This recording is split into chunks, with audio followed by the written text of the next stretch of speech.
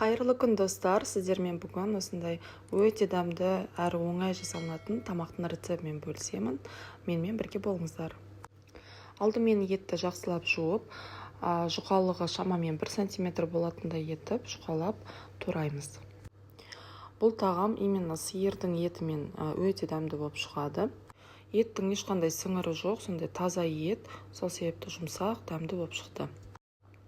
Қатты қызып тұрған майға етті салып, қатты отта шамамен 15-20 минуттай су тартылғанша қуырып аламыз.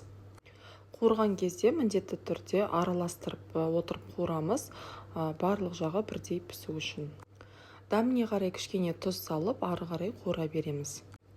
Еттің суы тартылып, жақсы қуырылып жатыр. Енді үстіне жұқа етіп туралған пиязды саламыз. Пиязды көбірек қоссаңыздар, дәмді болып шығады. Ары қарай араластырып қуыра береміз. Шамамен 5-10 минут.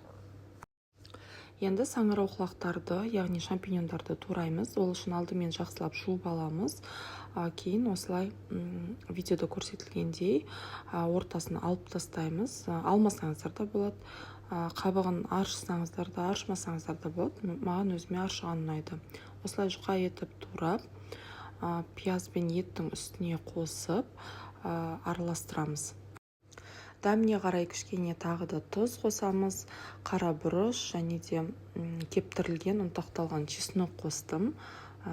Қоспасаңыздар да болады. Өздеріңізге қандай приправа ұнайды, соны қоссаңыздар болады.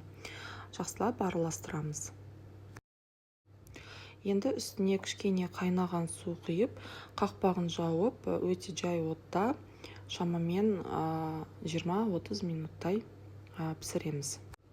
Бұл тамақтың дайын болу уақыты еттің жұмсақтығына байланысты. Егер де жұмсақ болса, тез піседі.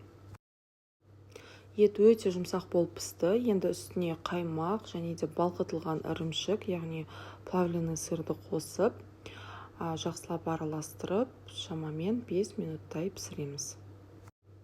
Достар, менің каналымда басқа да дәмді тағамдардың рецептері бар. Қарап шығыңыздар. Енді үстіне 20% сливкиді құйып, араластырып, қақпағын жауып, жай отта шамамен 5 минуттай пісіреміз. Тамағымыз дайын болды. Видеодан да көрініп тұр, өте дәмді шыққанына. Енді гарнирді жасаймыз. Ол үшін қызып тұрған табаға кішкене ғана сұйық май құйып, жуылған күрішті салып, араластырып отырып, қатты отта шамамен 5-10 минуттай қуырып аламыз. Ет пен гарнир бір уақытта дайын болу үшін етті пісіріп жатқан кезде гарнирді дайындасаңыздар, бір уақытта піседі. Күрішіміз жақсылап қуырылды. Енді үстіне қайнаған ыстық суды құямыз.